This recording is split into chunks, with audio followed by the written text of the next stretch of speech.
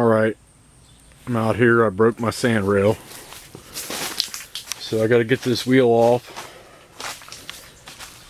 That drive shaft spins, but it doesn't move the wheel, so we'll take these lug nuts off and get the wheel off. And I think the stub's broken there. I'm not going to know till I get inside. Alright, I've unbolted the brake caliper off. I've taken the pin out. I'm going to knock the wheel bearing loose here and get this hub off. Alright, well, it's not the rotor's destroyed. That stub's okay. It just took the inside of this rotor out.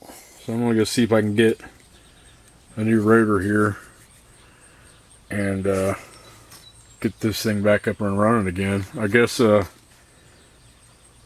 one too many wheelies happened.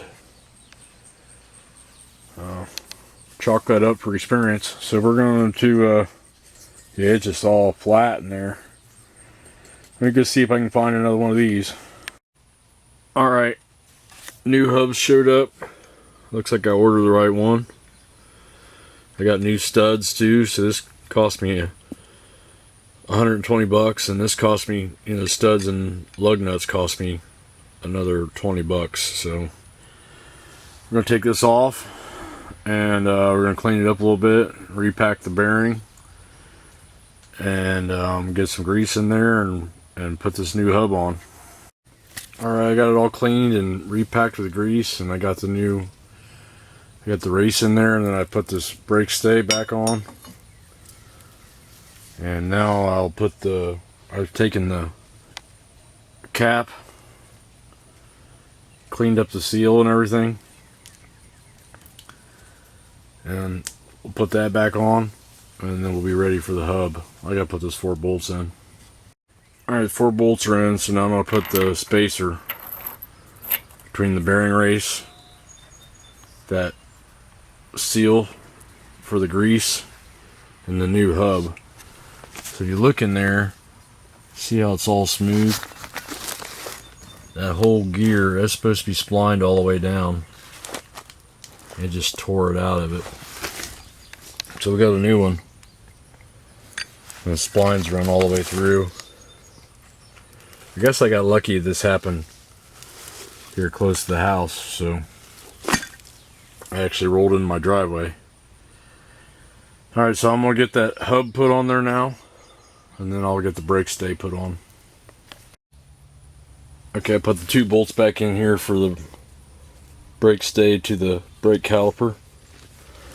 So I got the caliper on, now I put the wheel back on, and I took a Allen key and I've ran all these down. So they're bottomed out. And we're going to put the wheel back on now. Alright, the wheel's back on. I got some intake gaskets. This all started by these boots right here showed cracks, the ones that were on it before. Well, I bought new bullet boots thinking that they might have been cracked all the way through, but they weren't.